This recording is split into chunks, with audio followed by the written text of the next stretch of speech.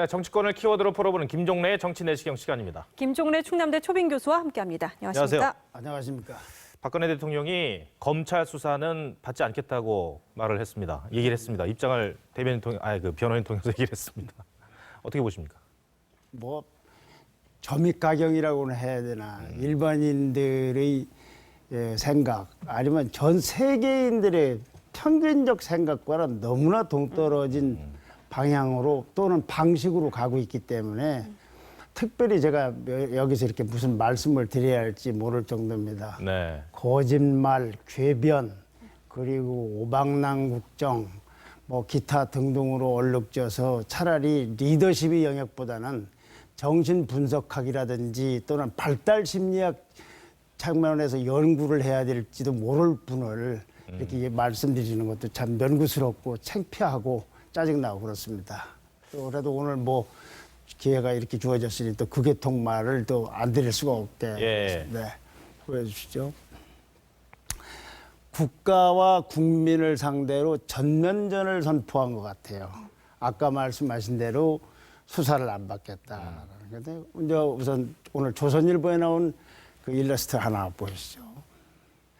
이 조선일보 일면에 나온 일러스트인데 전 오늘의 한국의 그 현 상황을 그리고 박근혜 대통령을 이보다 더 상징적으로 표현할 수 있는가 하는 조선일보에 무슨 사진이 없어서 일면을 이걸로 게재를 했겠습니까?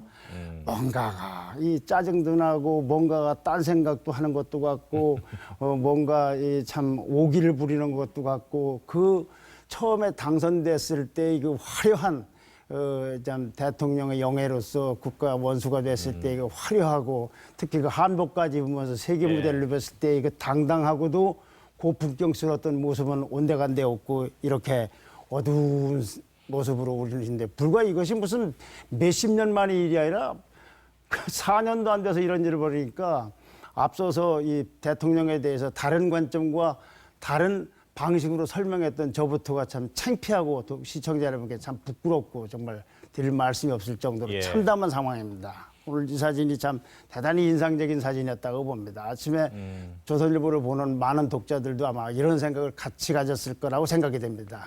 네, 첫 번째 키워드로 보겠습니다. 네. 권력 시녀 오명 검찰 수사가 이 정도면 우리는 보통 검찰 할 경우에는 많은 그 좋은 일을 하고 훌륭한 측면도 있음에도 불구하고 권력의 시녀라든가 정치 검찰이라든가 소리를 그냥 귀에 따갑게 들어오지 않았습니까? 제가 아마 기자를 시작한 지 한 40여 년 전부터도 이런 소리들을 듣고 있었으니까.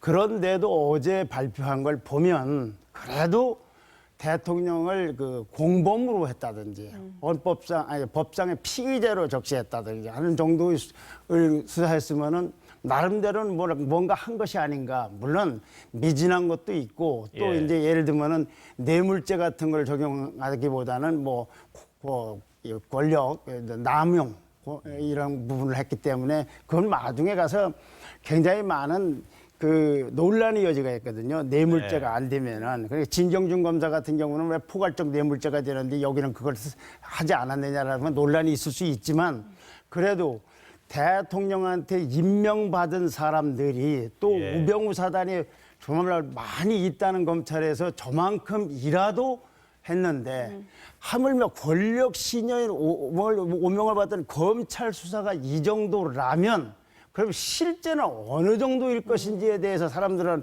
많은 생각을 하지 않겠습니까? 우선 검찰이 밝힌 것만 하도 많아서 하지만 동아일보만 보시죠. 제목만으로도.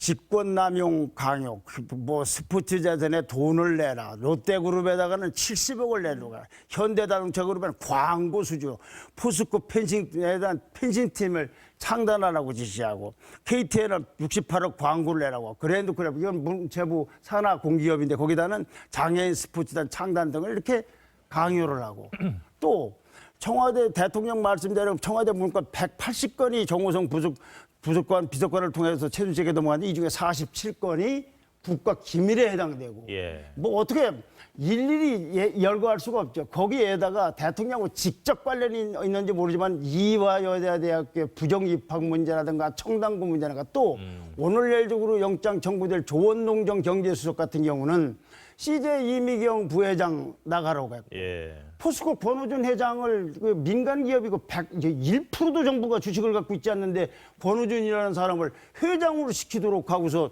연락을 해주고 한 것도 다 이런 정도이니 얼마나 더 나올지 모르지만 일단 이것만 갖고도 그동안에 언론에 보도됐거나 일부 소문이 있던 것도 사실이구나. 물론 언론이 오버한 것도 있고 과장된 것도 있지만 이 정도이면은 앞으로 이제 무슨 일이 닥칠런지 더 참 참담한 신경인 거죠. 네. 네. 보여주죠. 네. 그런데 바로 그런 검찰이 한 것까지도 수사를 거부하면서 중립적 특권에 대비한다. 이건 사실은 말장난입니다. 네, 한번 보여주시죠. 검찰 발표는 상상과 추측, 조사 안 받겠다. 일방적으로 대통령 인격살인, 탄핵 등 장기전 퇴비할 때. 지금 자기네들이 임명한 검찰이 권력 오명을 받고 권력 신여이기 때문에 대통령을 보호해야 될 가능성이 굉장히 높은 현 검찰이 수사한 걸 상상과 추측에 의한 사상누각이라고 할 정도입니다. 예. 그리고서 뒤에 붙인 말이 중립적 특검에 대비한다고 그러는데 지금 잘 아시다시피 특검은 이 현행 검찰과 달리 야당에서 추천하는 사람을 특검할 거 아닙니까? 네. 그건 다짜고짜 그건 중립이라고 생각하지 않고서 그것도 거부할 수가 있겠죠. 그러나 만약에 특검이 그래도 발족이 된다면 지금 현 검찰은 그 자체도 수사받을 가능성이 있어요. 우병우 사건 같은 거 윤갑근 특별팀 그때 왜 와이셔츠 조선일보에 왜 잠바 입고 나온 사진 있지 않습니까? 예. 그거 했던 윤갑근 우병우 특별수사팀이라든가 현행 검찰도 그 특검으로부터 압수수색도 받을 수가 있어요. 그런 조차도 받지 않는다고 하고 상상과 추측이라고 하면 앞으로 특검에서 중립적이기 때문에 받는다는 건 그래서 아까 제 말씀이 그건 말 장난에 불과하다. 보나마나 중립성 시비가 나올 겁니다. 권력의 신여도 상상과 추측 갖고 했는데 야당이 추천한 특검이면 그건 뭐 상상과 추측 전 단계이겠죠. 그렇게 참 어떻게 더 굴러갈지 참 헛웃음밖에 안 나옵니다. 정리 여러분께 웃는 것 자체도 참 대단히 죄송하고 민망한 행동입니다만은 네. 보여주시죠 또. 국정 인지를 삼아 탄핵 유도하는 대통령. 자, 여기까지 이제 수사인데, 이렇게 해서 중립적이지 않다라고 해서 특검을 하지 않으면서 예. 결국은 탄핵해라. 근데 이 탄핵이 안 물러가기 때문에 야당 입장에서 또는 국민 입장에서 또는 언론 입장에서 탄핵을 하라는 거는 임기를 중단시키기 위한 합법적 절차를 밟아야 되는 것이고 예. 만약에 청와대 쪽에서 차라리 법대로 하라는 건 그런 법을 지키겠다는 의미보다는 법을 이용해서 오기를 부리고 배짱을 부리는 걸밖에 더 되겠습니까? 이렇게 됐을 경우 실제로 탄핵이 굉장히 어려운 절차를 밟아야 되지 않습니까? 국회의원 제적 과반수가 발의를 해야 된다든지 3분의 2가 찬성을 해야 된다든지 다시 또 헌법재판소로 넘어가야 된다든지 거기 구성원이 어떻다든지 그럴 때마다 국정은 표류되고 마비될 테니까 그 사이에 뭔가가 그냥 시간 끌기로 해서 넘어갈 거를 기대하면서 탄핵을 유도하는 듯한 지금 청와대 분위기이기 때문에 이거는 수사 문제와는 또 다른 문제예요. 수사는 형사소추는 안 받고 그냥 조사를 하는 과정이지만 예. 이건 거치가 문제되고 있는 거 아닙니까? 그런데 또 하나 말씀드리고자 하는 거는 이런 헌법학자들 견해는 저는 법학자가 아니기 때문에 정말로 좀 들은 얘기만 말씀드리면 국회에서 탄핵소추안이 의결이 돼서 헌법재판소로 넘어가면 그때부터는 자진사퇴가 안 된다는 설도 많이 있습니다. 왜냐? 탄핵은 강제로 문책을 하는 거 아닙니까? 강제 문책성이 사라진다는 거죠. 자진사퇴를 할 경우에. 예. 그래서 이 탄핵이 굉장히 복잡하고 꼬여있는 거예요. 탄핵이 넘어가면 자진사퇴를 할 수가 없다. 이런 여러 가지 복잡한 상황에서 그럼 해볼 테면 해봐라.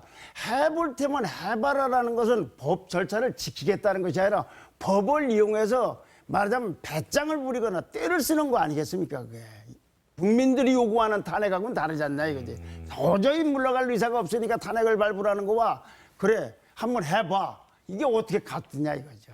이게 과연 국가 원수가 국정을 책임져야 될 국가 원수나 그 참모들이 해야 될 일인지 전 세계에 이런 일이 있는지를 모르겠어요. 닉슨 대통령의 경우에도 워터게이트 사건 있지 않습니까? 사임했지 않습니까? 네. 워터게이트 사건, 워터게이트 그 도청을 닉슨 대통령이 한 게 아니에요. 그걸 은폐하는 거짓말이 문제가 됐기 때문에 물러난 것이지. 대통령 보십시오. 사과하는데 나중에 보니까 아니고, 뭐 초창기에 청와대 시스템이 안 돼서 연설문 좀 도움받았다고 했는데 그것도 아니고, 뭐 내가 모르는 사이에 무슨 가까운 사람들 몇 명이 탈선하고 무슨 돈에 손댄 건 줄 알았는데 알고 보니까 공범이라고 검찰이 발표할 정도 되고 일부 언론은 주범이라고까지 하고 있지 않습니까?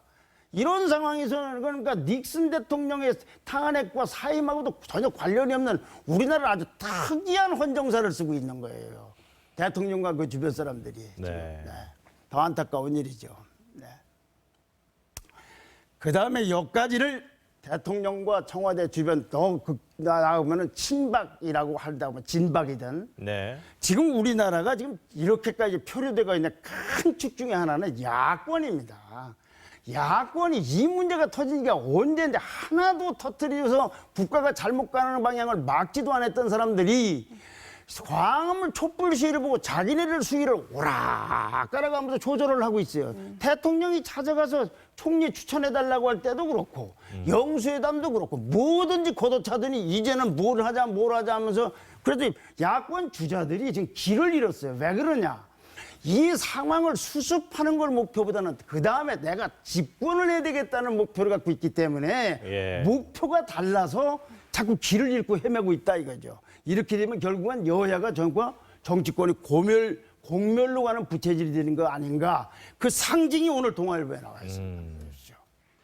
탄핵 요건 충족과 탄핵 착수는 다른 문제다. 아니 탄핵 요건 충족은 민주당이 할 일이 아니고 그거는 법학자들이나 국민이나 이미 검찰이 공소장에 나와 있는 겁니다. 탄핵 착수는 아직도 다른 문제라고 해도 방법이 없이 그냥 물러가라 명예로운 퇴진하고 주장하고 있는데 그래서 아직도 당론을 못 정하고 있어요.